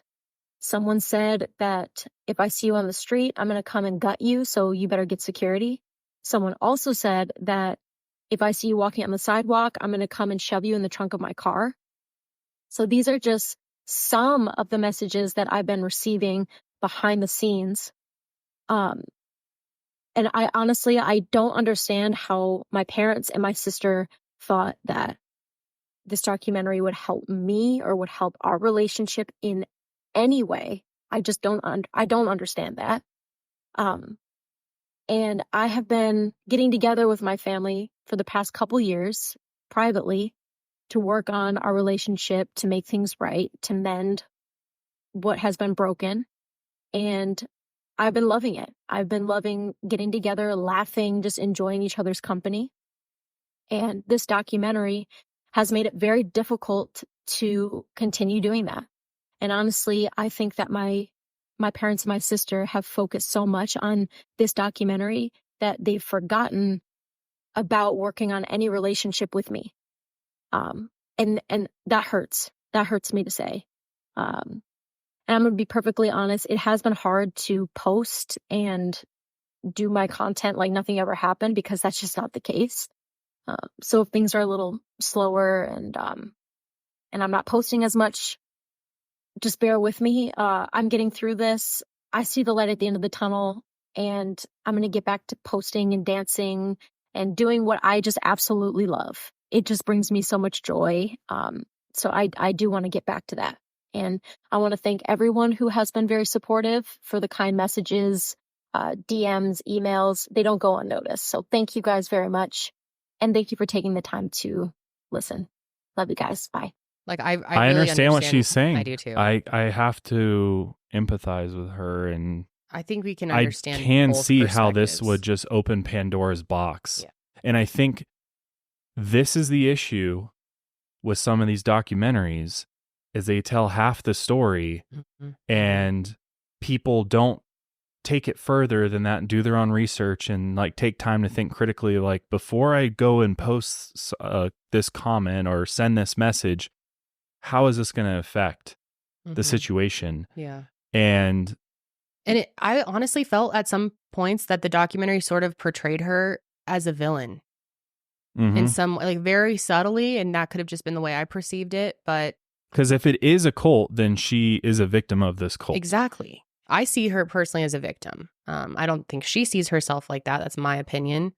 I see the perspective from their family, and I see hers as well. I don't understand why people would send death threats to someone who is a victim if they really believe that she is.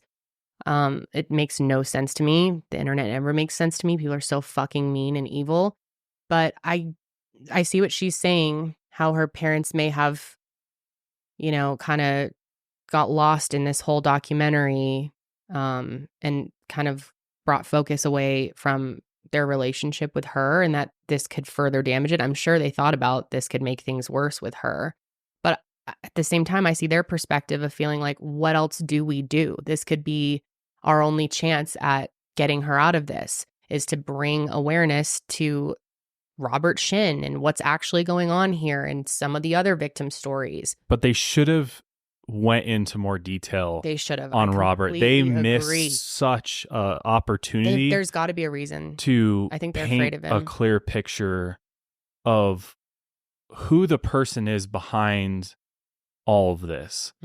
Because I think a lot of people just don't know. Yeah. And so they only have what they have access to. And I think that was a major mistake on the documentary's part. And probably that was in part because they were selling it to Netflix, and Netflix probably shot that down because they knew it'd be too much of an expose for them and too risky. Yeah.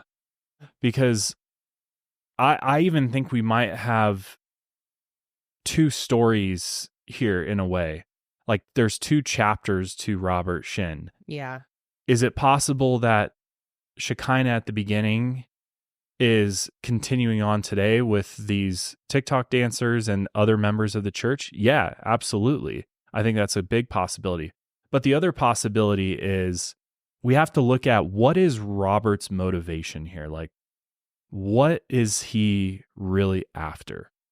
Is it to be a cult leader? Is it to control people? Is it to manipulate people? Is it to exploit them for their resources to better himself? Yes, and yes. Or is it, is it now a different motivation?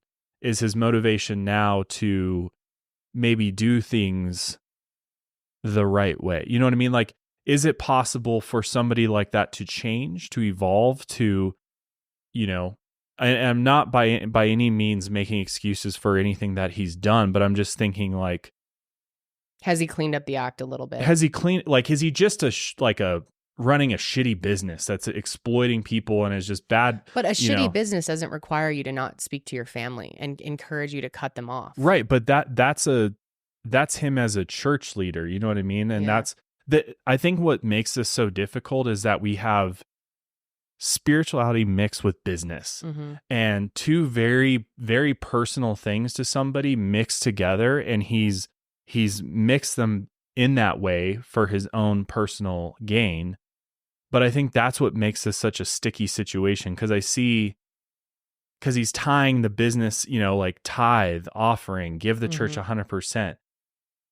But that's clearly still going on with Miranda's bank account.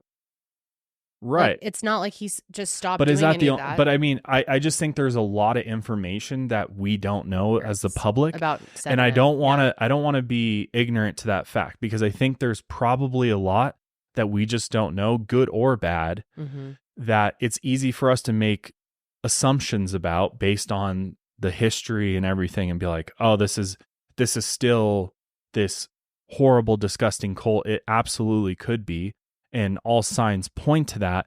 But is it possible that after he went through what he did with his original members, that he was like, if I continue to do that, this is all going to end? And he's now just become this kind of extreme Christian I see what you mean. management company. I think it's that has some extreme practices and unethical ways of doing things. But does it mean that it's an actual cult? Because it's like, then somebody out there might make the argument like, well, in some sense, every church is a cult, every religion's, you know what I mean? Like, it could, like, you could kind of make the argument. Well, I feel like if you're living in a church, in a house that's owned by them, most of your money is going to them. You're cutting off your family. To me, that crosses the line to cult. When it becomes that controlling, it's like the level of control, in my opinion. And I don't think someone like Robert is capable of change. I think he's an egomaniac who is who he is. And it's when it comes to his motivations, like you were asking, I think it's all of the above: money, fame, power, control. And I think that is so deeply rooted in him that I doubt he's really changed that much. I think he has brainwashed these people. I think Miranda is in a cult, and I don't think she knows it. Yeah, I was going to say, like, Robert has had the opportunity to change. It was 2008 or 2009 when half the congregation left because they found out that he had been sexually assaulting those girls. And he, to them said, I'm going to change. But he just got worse. The only time that he actually literally stopped doing it, as far as we know, was when the Wilking family put out their live video. And so for me, I agree with you, Kendall. I don't think he's capable of that change. And on top of that, I think that Miranda, to me, it speaks so much to Scientology. Like, so much of this does go to Scientology, where like, you talk to Tom Cruise about Scientology, he's like, it's the greatest thing on earth. Yeah. Because he's one of their most treasured members, and they're never going to abuse him. He's got to be the one who's the speaking point, that he's their PR person. And in many ways, like, that's Miranda. Like, totally. Yeah. So to her, it probably is like, we don't know what, like, yes, she had a great childhood, it seems like, but we don't know what kind of personal spiritual issues she had and what holes Shekinah filled in that way. So I don't know. I think to her, it is a different church. It is a different thing than the reality of it. And so I don't think in that video, at least, she's under the influence of anything but herself. Like, I think that was the most honest she could possibly be. I agree. I truly think she doesn't feel like there's anything wrong with what she's in. I mean, it's crazy. I think maybe her parents thought that exposing all of this in the documentary, and maybe they thought more of it would come out. Maybe they didn't realize so much would be cut out, and they thought that this would maybe be the final thing to wake her up and she could see it all and realize who she is spending time with and the danger that she's in.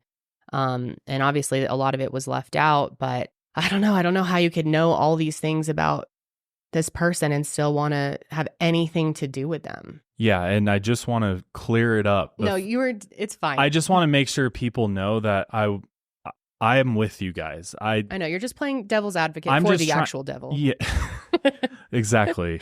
No, we get you, Josh. It's good. It's good. Just discussion. because I know there are some people that are thinking that way, and I'm just trying to, like, put all of the thoughts out There's there. a lot of people that just are like thinking that looking way. at it one way, right? Yeah. Like just look at it. Let's be open-minded and just look at it. Mm-hmm. But I think Ian hit the nail on the head when he made the comparison to Tom Cruise and Scientology. And I think that's exactly what we're seeing here is I think there's these people that are integral to 7M and their business and funding the church are going to have a far different experience than somebody who may not be it's really contributing as much resources to the church. Because why on earth would Robert want to, abuse her or do something to her that would instantly make her leave? Right. And that would be the end of 7M, right? Mm-hmm. So I think that's what's going on here. I think it's very obvious. Robert has a lot of experience at this. He's been doing this for a long time, and he's probably evolved his methods and ways, and he knows I've got to be a little bit more careful because these people are going to leave and then come out, and eventually my crimes are going to catch up to me and I'm going to go down for these things. So I think he's maybe being a little bit more careful, and maybe, by scrubbing the internet of his sermons and all of that speaks volumes because it just shows that he's got things to hide. He's trying to hide the evidence. He's trying to hide who he really is because now he's under the microscope, and he knows that the more people know about him, the worse it looks for him, the worse it is for his business. So now he's playing defensive mode, and he's trying to deflect, and scrub any trace of evidence that would make it look like he's doing something wrong. And I think that speaks volume to who he is today, that he has not changed, and he's doing everything in his power to make sure that 7M continues on, Shekinah continues on, and prevents him from actually going down because of this. And again, I think there's just so much that we still don't know about what's really going on within. That's why it's so hard to make a determination about it as it is today, because we don't, especially now, we don't know barely anything.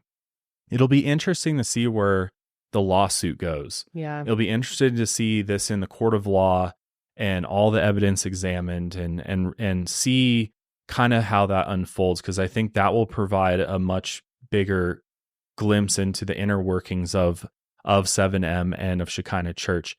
And for the love of God, I hope the IRS is listening and watch the documentary, because if anybody needs to be looked at from under a financial microscope, it seems like it's this guy, because Robert Shinn. I can't imagine that he's, that there's his bookkeeping is tip top. No. So, and especially with all the financial transactions. And I mean, when you're a tax exempt organization, like that shit's got to be really clean, really well kept. Otherwise you risk losing that. And I think if he loses that protection, I think everything will unravel after that.